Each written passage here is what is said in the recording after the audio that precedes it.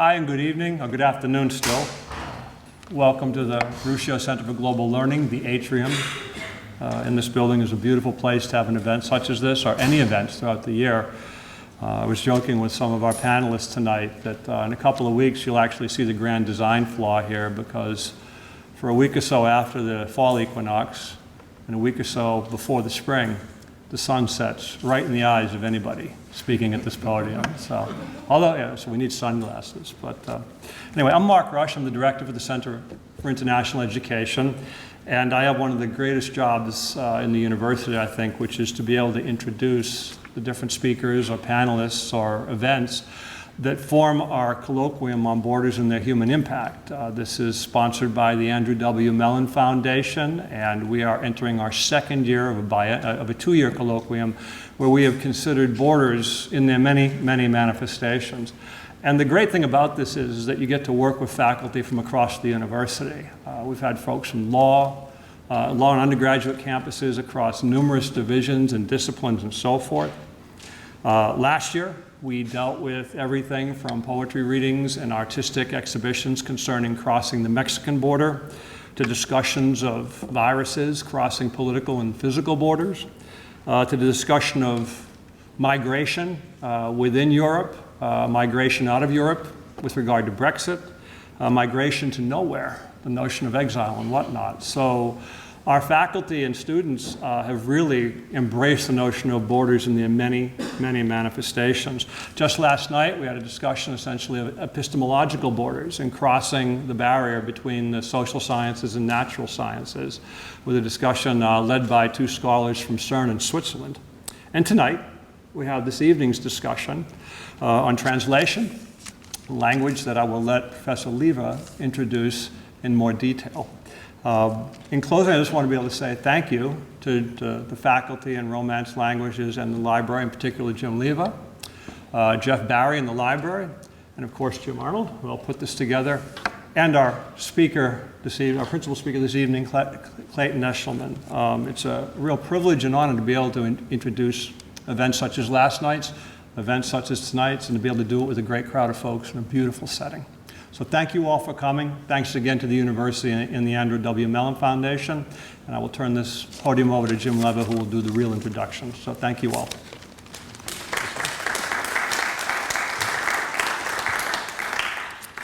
Thanks for being here. I think you'll find that it was well worth your time.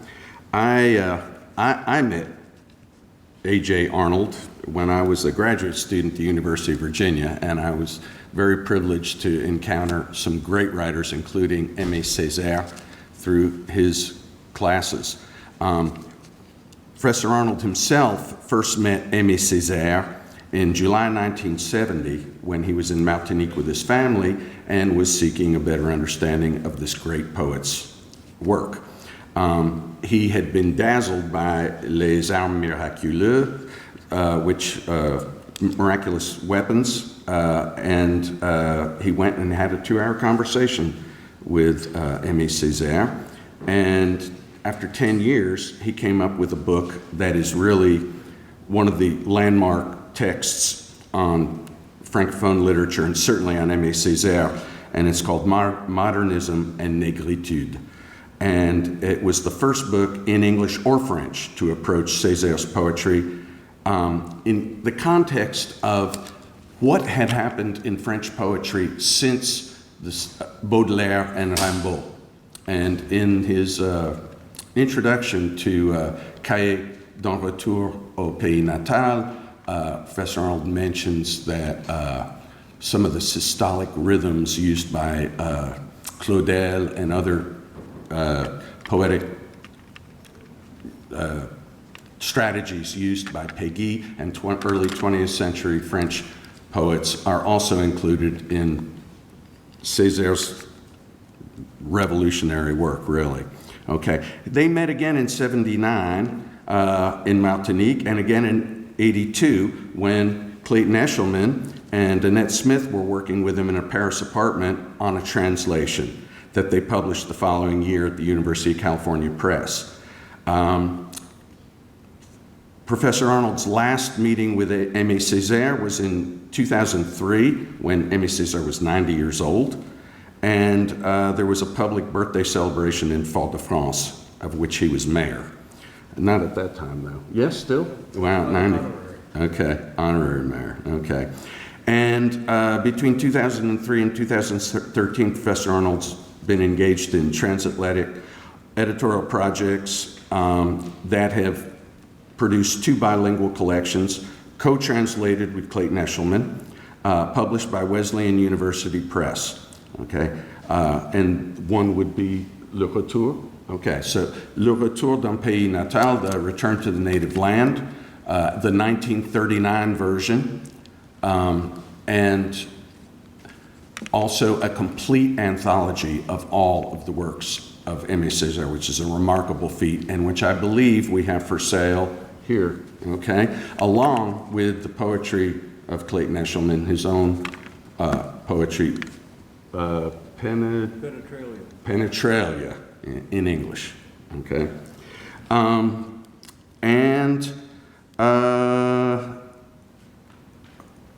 That's pretty much all I have to say in introduction to this. Clayton Eshleman can speak of his own thing. He's a poet, has a way with words.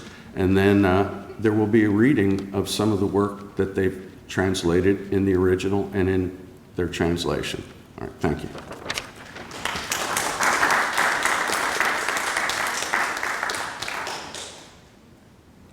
In the 1970s, I decided that Aime Césaire was a poet of extraordinary importance, and the best way to read him would be to translate him. I had received a California Arts Council Artist in the Community grant, which involved my teaching poetry for a school year in the predominantly African-American Manual Arts High School in South Central Los Angeles. I got the idea of translating Césaire's Notebook of a Return to the Native Land while teaching at Manual Arts and presenting the translation to my students at the end of the school year. I teamed up with the Algerian-born Annette Smith, a professor of literature at the California Institute of Technology. Working in tandem 20 or so hours a week, we translated all of Césaire's poetry published before 1977 in 1983 with the University of California Press. During this period, I met with Césaire several times in Paris to ask him questions about rare, archaic, or coined words. Here, I should add that I do not believe in free translations, in which the translator adds or leaves out words from the original in his version. I see the poet or scholar translator in the service of the original, not attempting to improve it or outwit it. He must, alone or with a co-worker, research all archaic, rare, and technical words and translate them in contrast to guessing at them or explaining them. As I see it, the basic challenge is to do 2 incompatible things at once: an accurate translation and one that is up to the performance level of the original.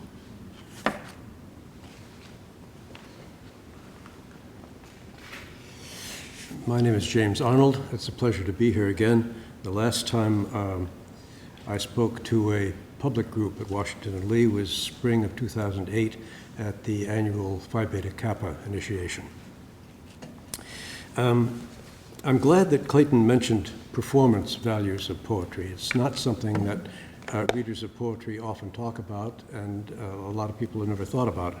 It's something that we've had to think about in working on and off, mostly on, between 2008 and middle of this year, when the complete poetry of Aime Césaire finally went to press. A few words of introduction are in order before we begin our reading, which will alternate first the French text, then Clayton will read our English translation. Aime Césaire was born in 1913. He died in 2008. In our view, he was one of the greatest poets in the French language in the second half of the 20th century. He was also a black intellectual and parliamentarian from Martinique. He was what a century ago was called a race man in our country. That is what negritude is about in its most general terms. Unlike black poets in the United States, who often used folk motifs and rhythms in their work, Aime Césaire was a surrealist, at least after 1940. His use of metaphoric irrationality was intended to mark the difference between his poetry in French and French poetry in general. In the poem Lost Body, which we'll read shortly, you will hear him use a succession of harsh sounds, uncharacteristic of modern French poetry, to Africanize his subject. In the first poem we will read this afternoon, At the Locks of the Void, the speaker imagines the colonial landscape as fantastic and cruel ruins. In the middle section, a revelation occurs, after which the speaker can declare his solidarity with all that is loyal and fraternal against the source of colonial oppression. Aux écluses du vide. Au premier plan et longitudinal, un ruisseau desséché, sommeilleux, rouleur de galets d'obsidienne. Au fond, une point quiète architecture de burgs démantelés, de montagnes érodées, sur le fantôme deviné desquels naissent serpents, chariots, œils de chat des constellations alarmantes. C'est un étrange gâteau de lucioles lancé contre la face grise du temps, un grand éboulis de tessons, d'icônes et de blasons de poux dans la barbe de Saturne. À droite, très curieusement debout à la paroi squameuse de papillons crucifiés, ailes ouvertes dans la gloire, une gigantesque bouteille dont le goulot d'or très long boit dans les nuages une goutte de sang. Pour ma part, je n'ai plus soif. Il m'est doux de penser le monde défait comme un vieux matelas à copra, comme un vieux collier vaudou, comme le parfum du pécari abattu. Je n'ai plus soif. Toutes les têtes m'appartiennent. Il est doux d'être doux comme un agneau. Il est doux d'ouvrir les grandes vannes de la douceur. Par le ciel ébranlé, par les étoiles éclatées, par le silence tutélaire, de très loin, d'outre-moi, je viens vers toi, femme surgie d'un bel aubier, et tes yeux, blessures mal fermées, sur ta pudeur d'être née. C'est moi qui chante d'une voix prise encore dans le balbutiement des éléments. Il est doux d'être un morceau de bois, un bouchon, une goutte d'eau dans les eaux torrentielles de la fin et du recommencement.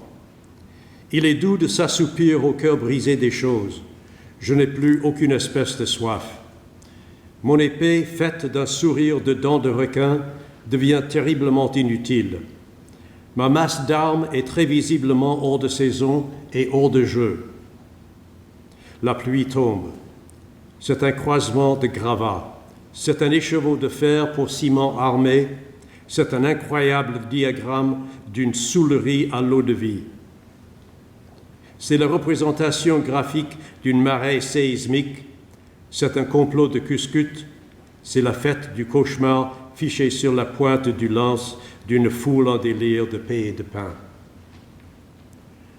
J'avance jusqu'à la région des lacs bleus. J'avance jusqu'à la région des solfatares. J'avance jusqu'à ma bouche cratériforme vers laquelle ai-je assez peiné? Qu'ai-je à jeter? Tout, ma foi, tout. Je suis tout nu, j'ai tout jeté. Ma généalogie, ma veuve, mes compagnons. J'attends le bouillonnement, j'attends le baptême du sperme, j'attends le coup d'aile du grand albatros séminal qui doit faire de moi un homme nouveau. J'attends l'immense tape, le soufflet vertigineux qui me sacrera chevalier d'un ordre plutonien.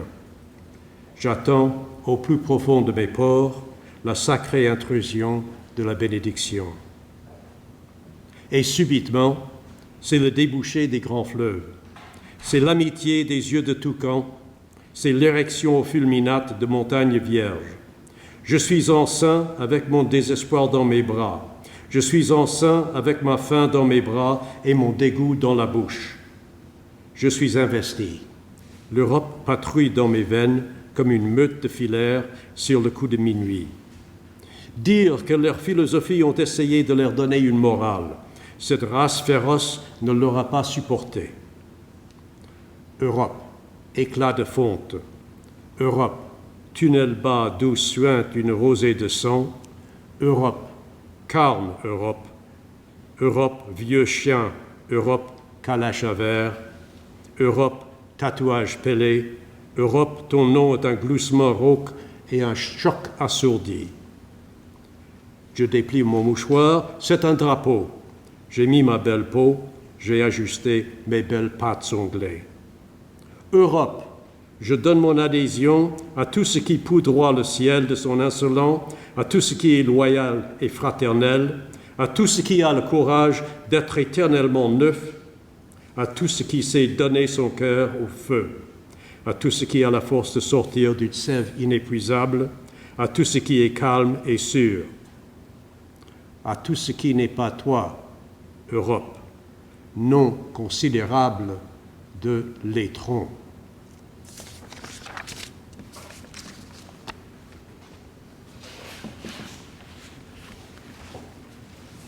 At the locks of the void. In the foreground, and in longitudinal flight, a dried-up brook, drowsy roller of obsidian pebbles. In the background, a decidedly not calm architecture of torn-down bergs, of eroded mountains on whose glimpsed phantom serpents, chariots, a cat's eye, and alarming constellations are born. It is a strange firefly cake hurled into the gray face of time, a vast scree of shards of icons and of blazons of lice in the beard of Saturn.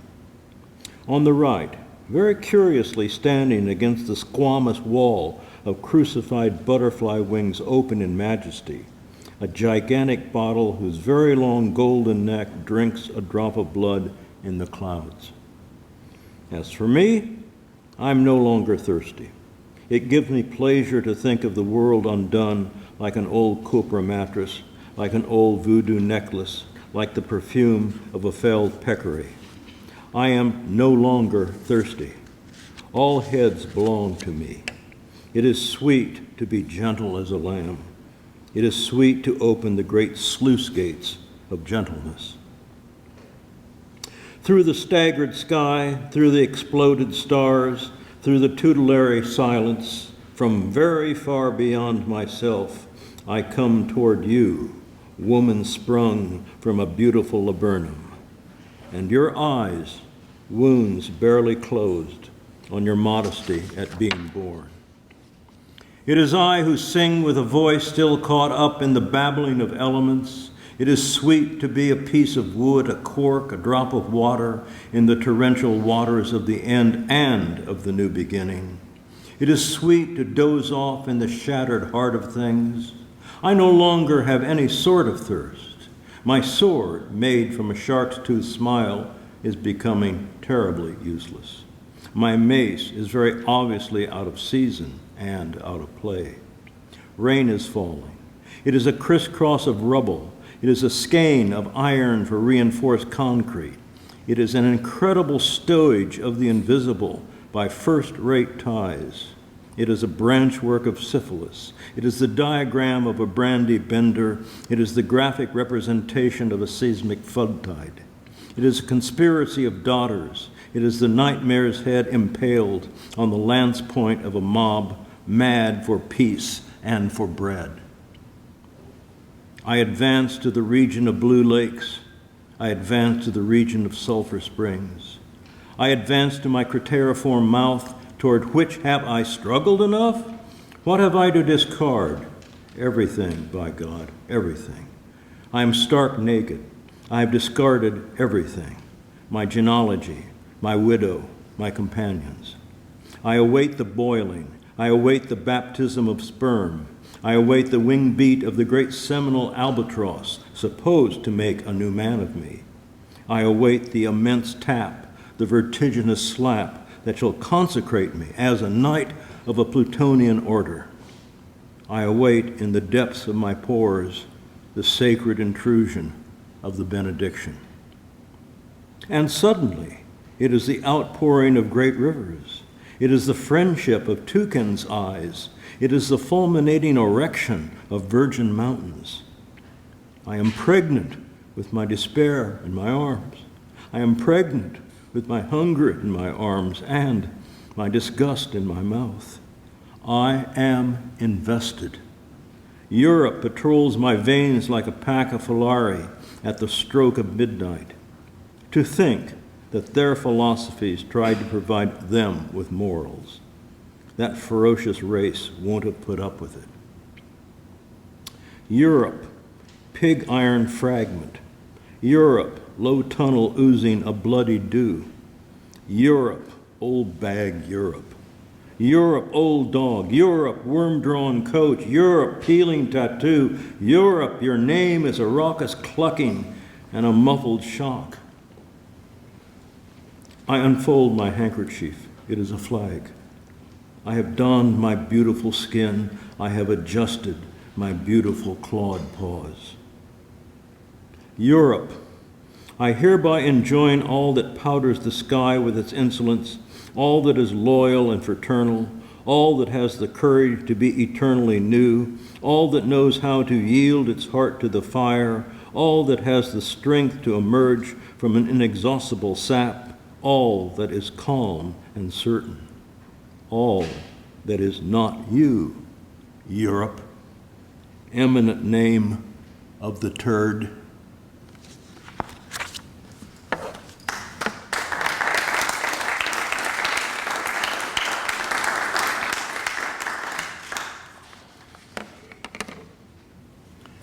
Corps perdu.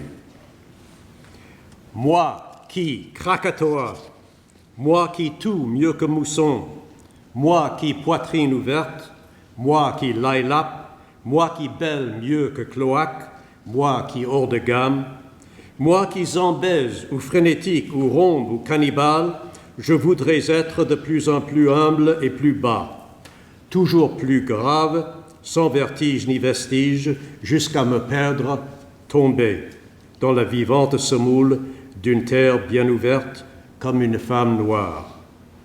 Dehors, une belle brume au lieu d'atmosphère serait point sale, chaque goutte d'eau y faisant un soleil dont le nom, le même pour toutes choses, serait rencontre bien totale, si bien que l'on ne saurait plus qui passe, ou d'une étoile ou d'un espoir, ou d'un pétale de l'arbre flamboyant, ou d'une retraite sous-marine courue par les flambeaux des méduses Aurélie. Alors, la vie, j'imagine, me baignerait tout entier. Mieux, je la sentirais qui me palpe ou me mord. Couché, je verrais venir à moi les odeurs enfin libres, comme des mains secourables qui se feraient passage en moi, pour y balancer de longs cheveux. Plus long que ce passé que je ne peux atteindre, chose, écartez-vous, faites place entre vous, place à mon repos qui porte en vague ma terrible crête de racines encreuses qui cherchent où se prendre. Chose, je sonde, moi, le porte-fait, je suis porte-racine, et je pèse, et je force, et j'arcane, je crache, je me déroule, je pénètre, j'enfale, ah, qui vers les harpons me ramène, je fore, je perfore, j'insinue, je m'insinue. Je suis très faible, je siffle, oui, je siffle des choses très anciennes, de serpents, de choses caverneuses, je, or, vent, paix là, et contre mon museau instable et frais, pose contre ma face érodée la froide face de rire des fées. Le vent, hélas, je l'entendrai encore, nègre, nègre, nègre, depuis le fond du ciel immémorial, un peu moins fort qu'aujourd'hui, mais trop fort cependant. Et ce fou hurlement de chiens et de chevaux qu'ils poussent à d'autres poursuites toujours marronnes, mais à mon tour, dans l'air implacable, à mon tour, dans l'air, je me lèverai un cri, et si violent que tout entier j'éclabousserai le ciel, et par mes branches déchiquetées, et par le jet insolent de mon fût blessé et solennel, je commanderai aux îles d'exister.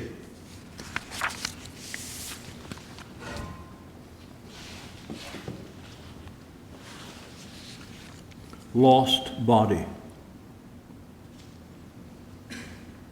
I who Krakatoa, I who everything better than monsoon, I who open chest, I who lilaps, I who bleed better than cloaca, I who outside the musical scale, I who Zambezi or frantic or rhombos or cannibal, I would like to be more and more humble and more lowly, always more serious without vertigo or vestige, to the point of losing myself, falling into the living semolina of a well-opened earth, like a black woman.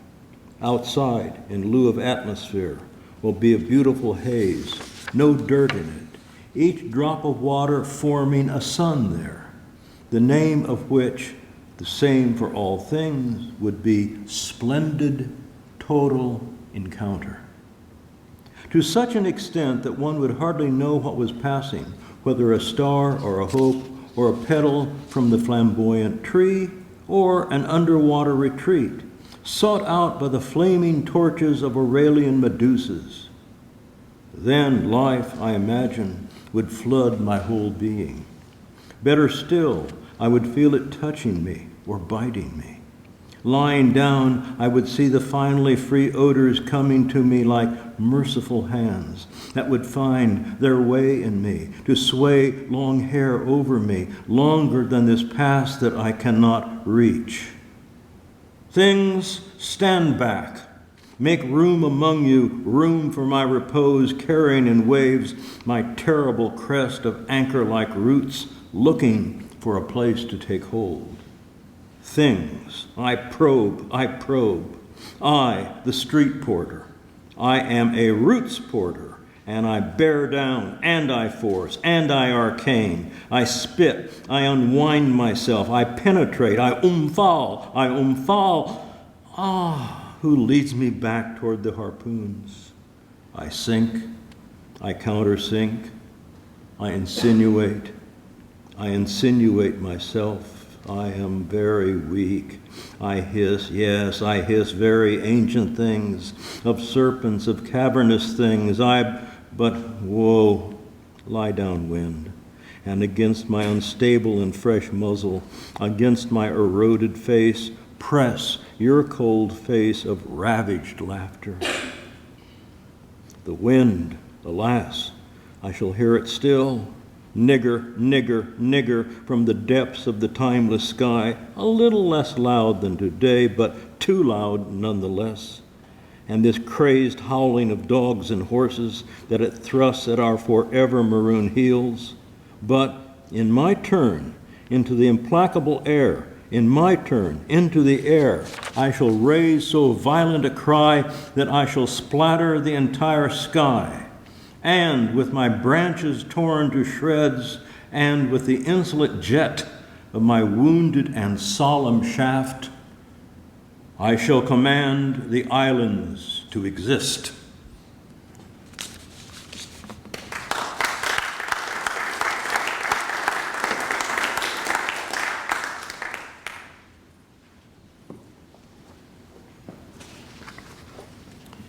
Barbare. C'est le mot qui me soutient et frappe sur ma carcasse de cuivre jaune où la lune dévore dans la soupente de la rouille les eaux barbares des lâches bêtes rôdeuses du mensonge. Barbare du langage sommaire et nos faces belles comme le vrai pouvoir opératoire de la négation. Barbare des mots qui circulent dans les veines de la terre et viennent se briser parfois la tête contre les murs de nos oreilles, et les cris de révolte jamais entendus qui tournent à mesure et à timbre de musique. Barbare, l'unique article, barbare le tapaya, barbare l'amphisbène blanche, barbare, moi, le serpent cracheur qui de mes putréfiantes chairs me réveille, soudain gecko volant, soudain gecko frangé, et me colle si bien au lieu même de la force qu'il vous faudra, pour m'oublier, jeter aux chiens la chair velue de vos poitrines.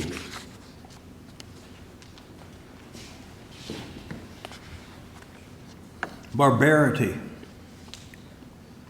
This is the word that sustains me and strikes against my brass carcass, where in the rust garret the moon devours the barbarous bones of cowardly prowling beasts of the lie. Barbarity of rudimentary language, and our faces beautiful as the true operative power of negation. Barbarity of the dead circulating in the veins of the earth, who at times come to smash their heads against the walls of our ears, and the screams of revolt never heard that turn in tune and musical tone. Barbarity, the single article, barbarity, the horned lizard, barbarity, the wild aspisbena, barbarity, I, the spitting cobra, from my putrefying flesh awakening, suddenly a flying gecko, suddenly a fringed gecko. And I adhere so well to the very loci of strength that to forget me, you'll have to throw the hairy flesh of your chests to the dogs.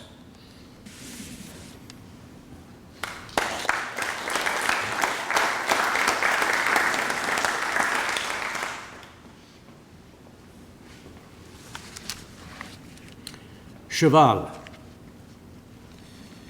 Mon cheval bute contre des crânes joués à la marelle de la rouille. Mon cheval se cabre dans un orage de nuages qui sont des putréfactions de chair à naufrage. Mon cheval hennit dans la petite pluie de roses et de sentiments que fait mon sang dans le décor des fêtes foraines. Mon cheval bute aux buissons de cactus qui sont les nœuds de vipères de mes tourments.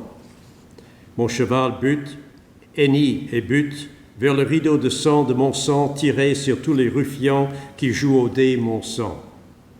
Mon cheval bute devant l'impossible flamme de la barre que hurlent les vésicules de mon sang.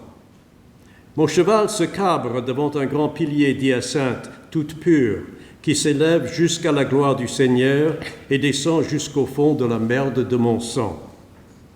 Mon cheval se cabre devant une lampe de béryl faite des vers luisants que colporte mon sang.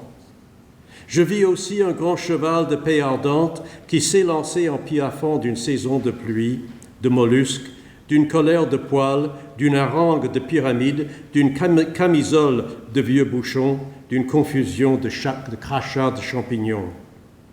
Grand cheval, mon sang à répandre sur les places publiques, mon sang où de temps en temps une femme en perfection de soleil lance toutes ses tiges tubéreuses et disparaît dans une tornade née de l'autre côté du monde.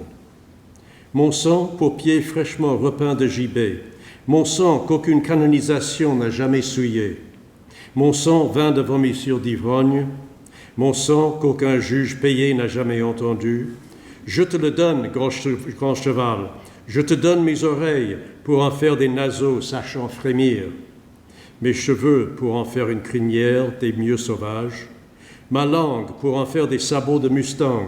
Je te les donne, grand cheval, pour que tu abordes à l'extrême limite de la fraternité les hommes d'hier et de demain. Avec sur le dos un enfant aux lèvres à peine remuées du sillon qui pour toi désarmera l'amie chlorophyllienne des vastes corbeaux de l'avenir.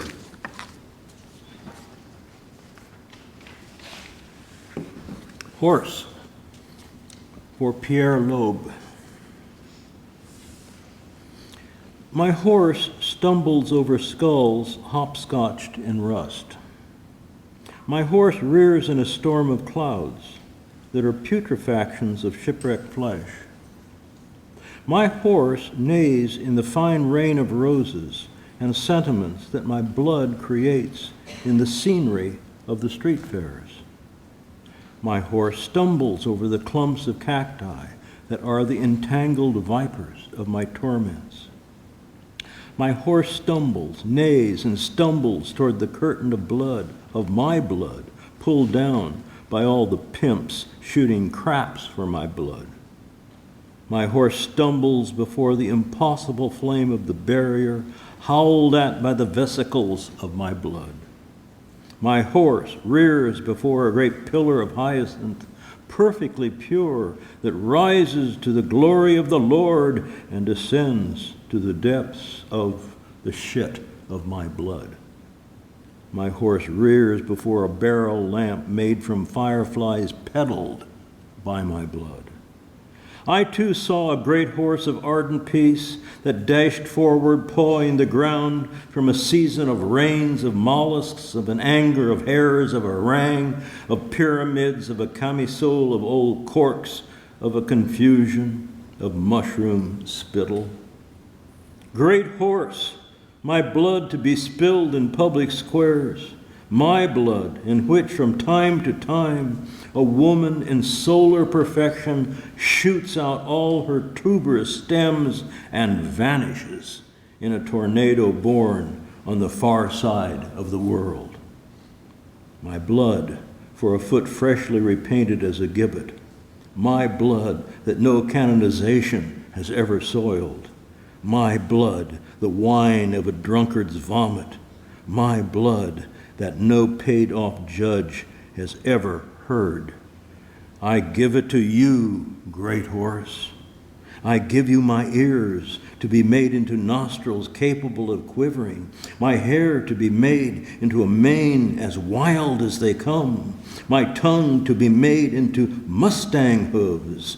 I give them to you, great horse, so that you may approach the extreme limit of brotherhood, the men of elsewhere and of tomorrow. On your back, a child of the furrow with barely moving lips, who for you shall disarm the chlorophyllian crumb of the vast crows of the future.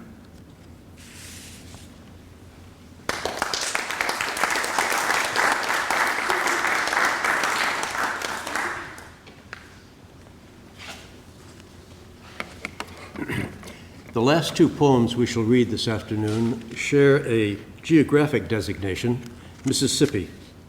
However, their real subjects are quite different. In the poem entitled Mississippi, the place name is symbolic. The poet imagines the possibility of building islands of flagrant sky after a successful revolt against racism. The final poem refers throughout to the grisly racist murder of young Emmett Till in Money, Mississippi in August 1955. You may find some of the allusions eerily contemporary. Mississippi. Homme, tant pis qui ne vous apercevez pas que mes yeux se souviennent de frondes et de drapeaux noirs qui assassinent à chaque battement de mes cils de Mississippi. Homme, tant pis qui ne voyez rien, pas même la très belle signalisation de chemin de fer que font sous mes paupières les disques rouges et noirs du serpent corail que ma munificence love dans mes larmes de Mississippi. Homme, tant pis qui ne voyez pas qu'au fond du réticule où le hasard a déposé nos yeux de Mississippi, il y a qui attend un buffle noyé jusqu'à la garde des yeux du marécage. Homme, tant pis qui ne voyez pas que vous ne pouvez m'empêcher de bâtir à sa suffisance des îles à la tête d'œuf du ciel flagrant sous la férocité calme du géranium immense de notre soleil.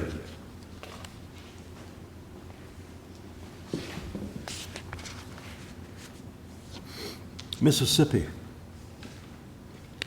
Too bad for you men who don't notice that my eyes remember revolts and black flags that murder with each blink of my Mississippi lashes.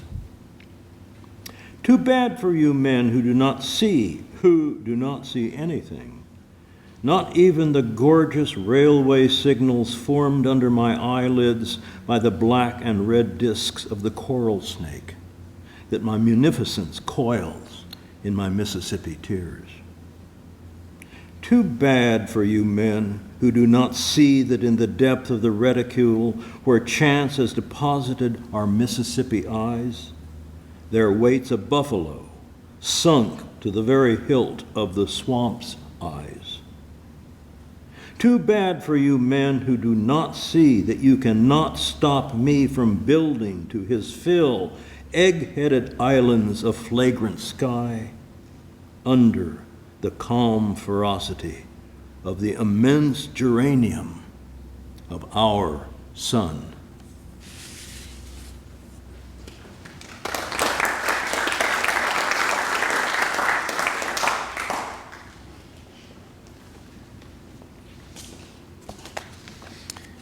Sur l'état de l'Union. J'imagine au Congrès ce message sur l'état de l'Union. Situation tragique. Plus ne nous reste au sous-sol que 75 ans de fer, 50 ans de cobalt. Mais pour 55 ans de soufre et 20 ans de bauxite, au cœur, quoi? Rien. Zéro. Mine sans minerai. Caverne où rien ne rôde. De sang, pas une goutte. Emmett-Till, tes yeux étaient une conque marine où pétillait la bataille de vin de ton sang de 15 ans. Eux, jeunes, n'avaient jamais eu d'âge, ou plutôt sur eux pesaient, plus que tous les gratte-ciel, 5 siècles de tortionnaires, de brûleurs de sorcières, 5 siècles de mauvais gin, de gros cigares, de grasses bedaines remplies de bibles rancies, 5 siècles, bouche amère de péché de rombières. Ils avaient 5 siècles, Emmett-Till, 5 siècles et l'âge sans âge du pieux de Caïn. Emmett-Till, je dis, au cœur, zéro, de sang, pas une goutte. Et pour le tien, qu'il me cache le soleil, qu'à mon pain il se mêle. Garçon de Chicago, c'est-il toujours vrai que tu vaux autant qu'un blanc? Printemps, c'est à toi qu'il croyait. Même au bord de la nuit, au bord du Mississippi roulant entre les hautes berges de la haine raciale, ses barreaux, ses tombales avalanches. Au printemps, affluant ses rumeurs dans le hublot des yeux. Au printemps, huchant la panique aux mailles dans les savanes du sang. Au printemps, dégantant ses fines mains parmi un éclat de coke et de silique. Délieurs de caillots à peur, dissolvèrent des caillots de la haine gonflés d'âge, et au fil des fleuves du sang charriant la hasardeuse rubrique des bêtes à l'affût. Mais eux étaient invulnérables, tordifs qu'ils étaient, et montés, massifs, sur de louches boucs immémoriaux. Garçons de Chicago, autant en emporte le bégaiement du vent racial, lui écoute dans le bleu buisson des veines chanter égal l'oiseau sang. Devinez par-dessus les berges à sommeil, monter dans le bleu champ surprenant, soleil, ton pas furtif, poisson véhément. Alors, la nuit se souvint de son bras, mou vol de vampire, qui tout soudain plana, et le gros colt de Big Milam sur le noir mur vivant, en lettres de rouille, écrivit la sentence et l'état de l'Union. 20 ans de zinc, 15 ans de cuivre, 15 ans de pétrole, et l'an 180 de ces États, mais au cœur indolore, horlogerie, quoi? Rien, zéro, de sang, pas une goutte, au calme blanc, cœur désinfecté.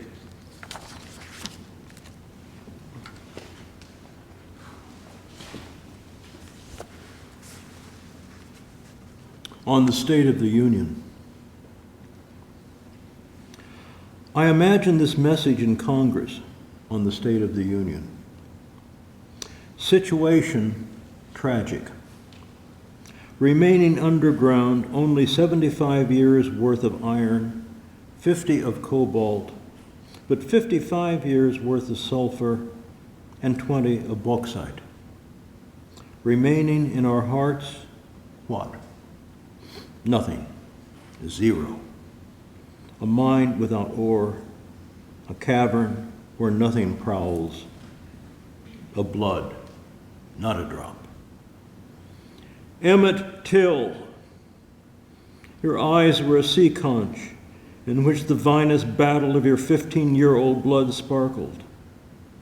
Even young, they never had an age, or rather upon them weighed more than all the skyscrapers. 5 centuries of torturers, of witch burners, 5 centuries of cheap gin, of big cigars, of fat bellies filled with slices of rancid Bibles. 5 centuries, bitter, mouth bitter from the sins of biddies. They were 5 centuries old, Emmett Till. 5 centuries is the ageless age of Cain's stake.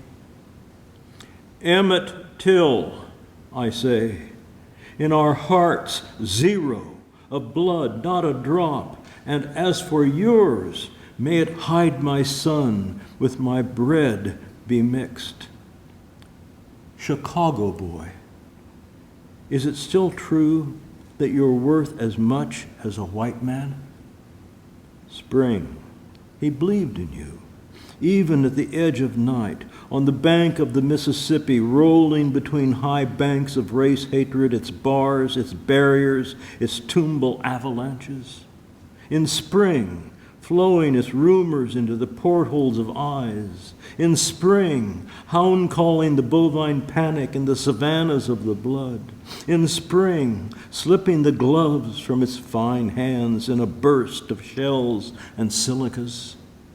Loosener of fear clots, dissolver of the clots of hatred swollen with age, and in the flow of bloodstreams carrying the hazardous rubric of stalked beasts. But they were invulnerable, backward as they were, and mounted, massive, on bizarre, immemorial billy goats. Chicago boy, gone with the stammerings of the racial wind. He listens in the blue bush of veins to the steady singing of the blood bird. He anticipates above the banks of sleep, rising in the surprising blue field. Sun, your furtive step, vehement fish. Then night remembered his arm, a flabby vampire's flight suddenly hovering, and Big Millam's Colt 45 on the living black wall, writing in rusty letters the verdict and the state of the Union. 20 years of zinc, 15 years of copper, 15 years of oil, and the 180th year of these states. But in the unfeeling clockwork heart, what? Nothing. 0. Of blood, not a drop in the white heart's tough, disinfected meat.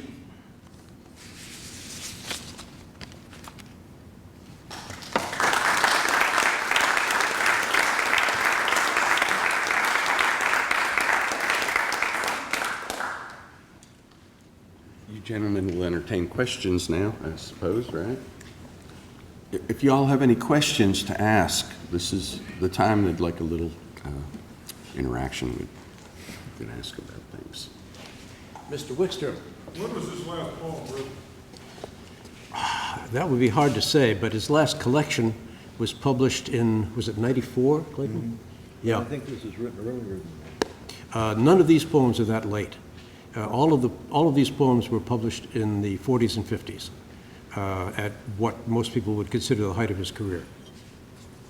I personally have a predilection for his late poetry.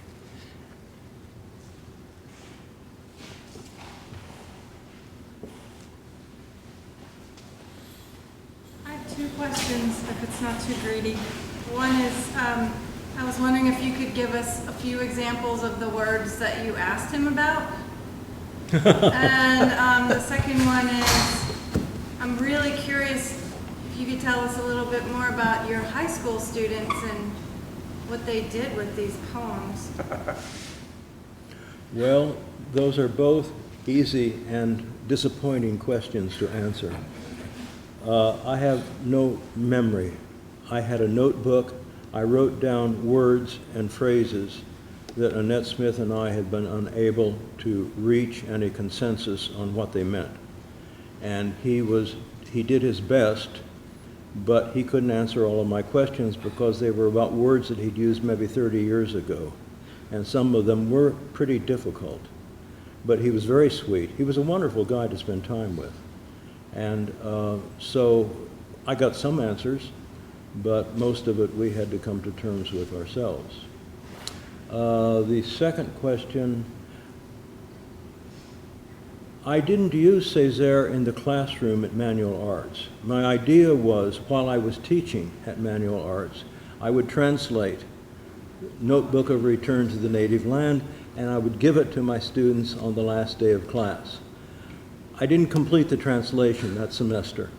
So the students were told about it, and I read a few poems to them near the end of the semester of Aime Césaire, but the present didn't occur. But it was a nice idea, and it helped keep me focused, and I had a good semester there. Yes?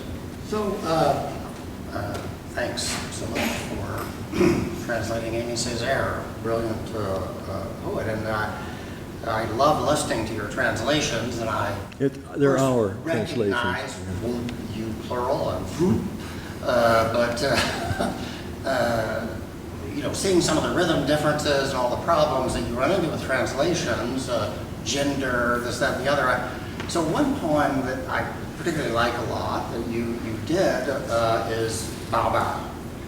And I guess I've always thought of that word that gets repeated in there all the time as barbarian, spoken, the word that hits, and you translated it as barbarity. Mm-hmm. And so I'm picking a little argument for fun. John, I'm happy for you. You can be sure that Clayton and I kicked that problem around. Exactly. That's what I want you to we talk came about. down Is on that how side. did you come? And there may be other examples. My that guess- one is one that I was enough familiar My guess with. is that I started in your position, right? And the way we worked, it was very collegial. We were almost never in the same room after about 1983 or 4, when we were actually translating Alto na Alto. After that, we did it first by mail and more recently by email.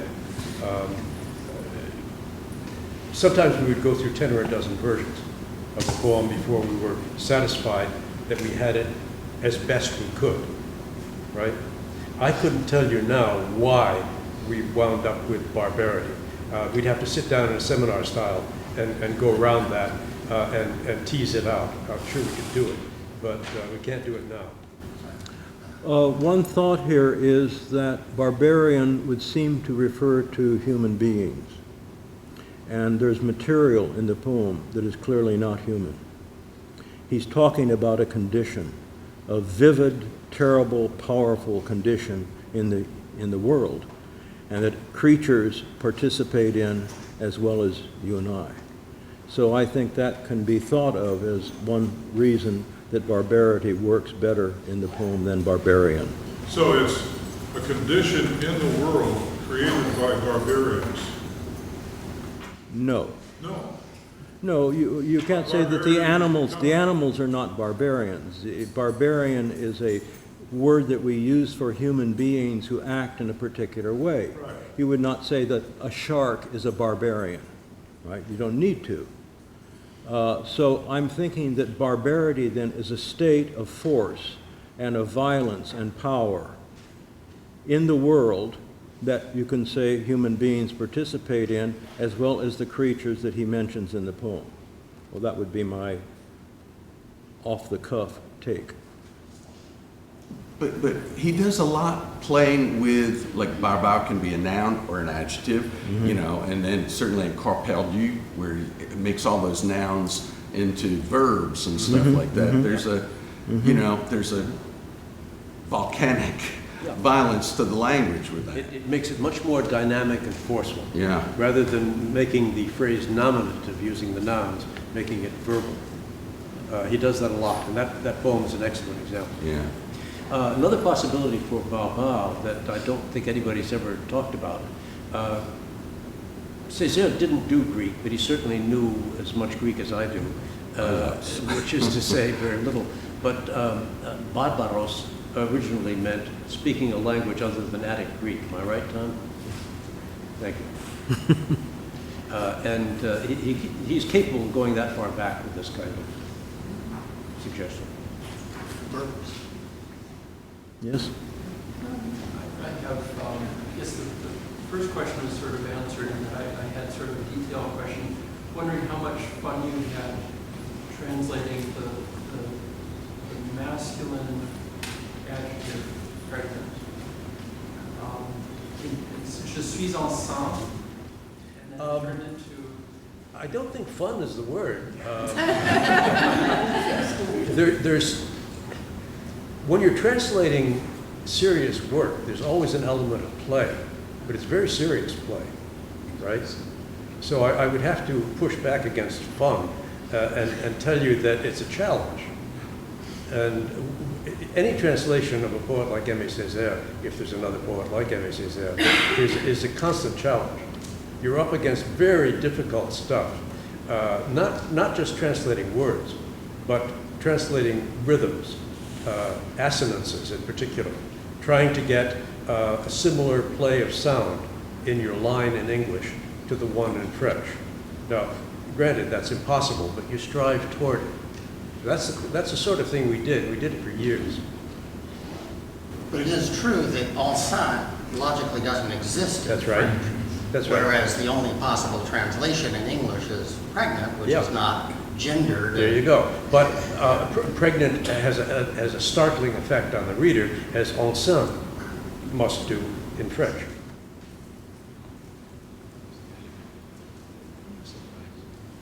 It's fun. It is fun. Thank you very much for this wonderful work that you have done in service to all of us and for your reading. Been thinking, of course, translation is at best approximation. Yeah. Also, among many other things. In the list of poems, the very many poems that you have translated, which translation you are least satisfied with? If you can remember one. Wow. That's the kind of thing that I'd be happy to work on with faculty or advanced students in a seminar. No, seriously. I've kept a lot of versions on my computer. There's the sort of thing that I could go back, pull out, and talk about things that we really struggled with. Sometimes we would reach a point in a poem where we thought we had it, and 6 months later, one or the other of us would come back and say, you know, I really don't like this. Can we look at it again? And we always did. I'd like to be able to answer your question, Mohammed, but I can't. At this point, now that we're out of the process, the strains and the struggles and the dissatisfactions are at a certain remove. I don't feel them anymore. How did you, what order did you go in with the complete works? I think we went at it chronologically, didn't we, Clayton? Chronologically, and then, of course, we translated the first of the notebooks, A Return to the Native Land. Jim came up with that. Jim did the scholarship that brought that to the fore. And so we decided that we would open our complete poetry with that poem. So I did a lot of work with Annette Smith on the notebook, and the 1955 version has been in print with Wesleyan for many years. Has a beautiful piece as a kind of an appendix by Breton, the piece that he wrote, The Great Black Poet, after he came to Martinique and ran into Césaire's magazine in the window of a bookstore and arranged then to meet him, and they became quite close. And so he thought Césaire's work was just terrific, and he was very open to it.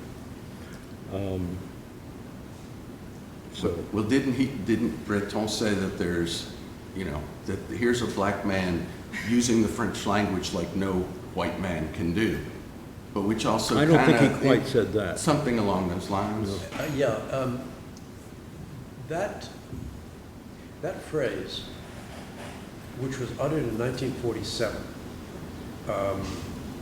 on the basis of the first Paris edition of the Cahiers d'un automobile natal, at a time when Césaire was not yet recognized as the anti-colonialist essayist and parliamentarian that he became. Very early on, it was not freighted with the racist connotations that have been written into it since the 1960s. All the commentary, negative commentary on Breton's phrase, which when he uttered it was innocuous and meant as great praise. And I still read it that way, and I will argue that that's how it should be read. But the problem, and it's a problem that Clayton and I have been trying to get over for the purpose of Césaire's reputation as a poet, is getting back to the early versions of his poetry. You see, behind the book that we've just published, there is another book, almost 2,000 pages of Césaire's literary work, published entirely in French in 2014. I worked with about a score of international scholars and translators on that work, editors rather. And what we did was to try to pare away the accretions of later ideological stuff on top of the original poetry, which modified what Césaire was about when he published his collections in the first instance. And it was to get back to that, to get back to what it was that André Breton was commenting on, that I spent 4 years helping to create the French edition. Then Clayton and I took that edition as our reference text and produced the one that's for sale in the back of the room this afternoon. I should say that Professor Arnold's notes are extraordinary and really, I mean, opened up my eyes to things I had no idea to. But the reason I mention that is because with the, accretion of ideological things that you mentioned, doesn't that whole thing sort of set off the things that Chamoiseau and Glissant later come up with about créolité and that kind of thing? James, I'm writing that book now. I'll have an answer for you in about 2 years. All right. No joke. No, I believe you. I have a question a little bit related to that about the translation process and to what extent Césaire's biography or his archives informed the translation.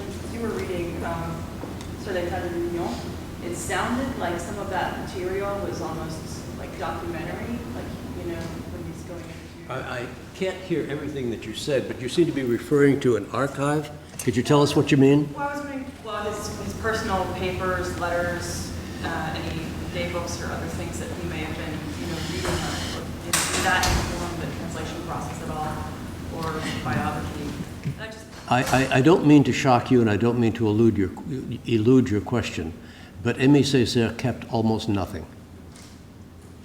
You won't find another major poet who left fewer documents that help us to follow the process of writing his work. It's really, I don't know what to call it, but it's astonishing. For a poem like the one about Aime Ce, Sur l'état de l'Union, was there any material that went into that poem that you couldn't trace, that came from somewhere? I don't think there is any manuscript or any early state of that poem at all. It was published, I think, in Présence Africaine early in 1956. I'm not sure. How many of you know the story of Emmett Till and his murderers? Oh, more than I would have thought. That's good. Then you probably know that the two men who did, in fact, torture him for hours, shoot him and throw him with barbed wire and a heavy weight around his neck into a river. Those men were tried and found not guilty. Soon after that, because of the impossibility of double jeopardy under our legal system, they were paid a lot of money by Look magazine, in which interview they confessed to killing him. This became an international affair. It was a huge international scandal. And it held up Jim Crow and racism generally in the United States to, you can imagine, what sort of reaction throughout the world. That's what stands behind this poem. But we don't actually have any states of the poem or any manuscripts. Now, that's not to say that somebody won't find something in a drawer somewhere and eventually publish it. I think that now we'll begin to see things like that. I mean, he gave things to his friends. He gave away all kinds of stuff. I heard a story, which I can't verify, about one art book version, I think it was of Corps Perdu, that he gave to his daughter, who scribbled on it on the floor at home. That's simply the way it was. And he's not the only poet who considered that the object was not what mattered to him. What mattered was the process, the doing, not the thing done. The first poet that I ever worked on, Paul Valéry, had exactly the same attitude. They were as different as could be in other respects, but they shared that attitude. They did not have an obsession with saving documents. Sorry we can't give you what you're looking for. Jeff? So do you spend your time translating only French poetry, or do you also do French prose? Let's see. I have, for publication in journals, published prose where it was necessary. Well, the first thing I did was Poésie et Connaissance, right? Yeah. In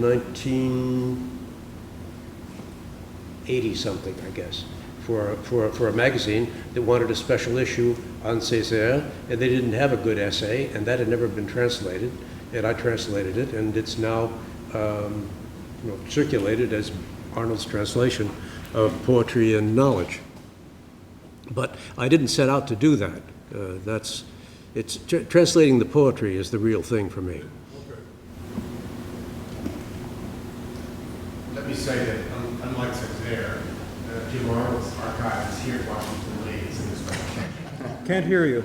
I said unlike Césaire, Dr. Arnold's papers are here at Washington Lee in special collections. Oh, really? We had them last year. Mine are at the Beinecke. Mine are at the Beinecke at Yale. Good for you. We almost did that. Thank you, Tom. I should have mentioned, too, in my introduction that Professor Arnold received the Palme d'Or de l'Académie Française here last spring. I have a question about, we look forward to your next book.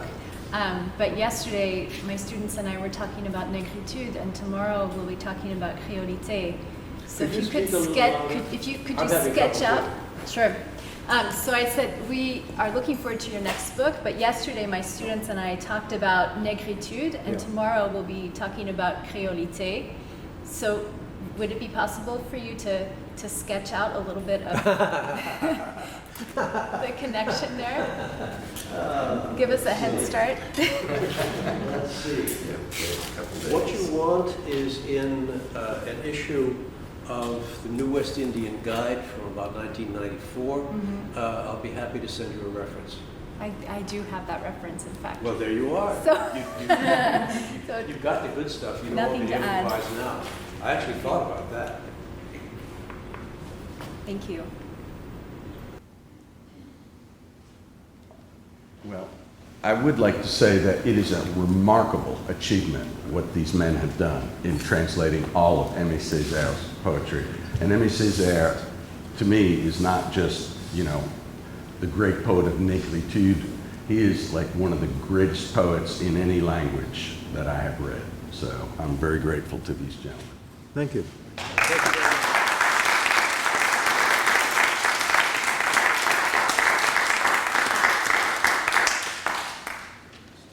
Thank you for that last.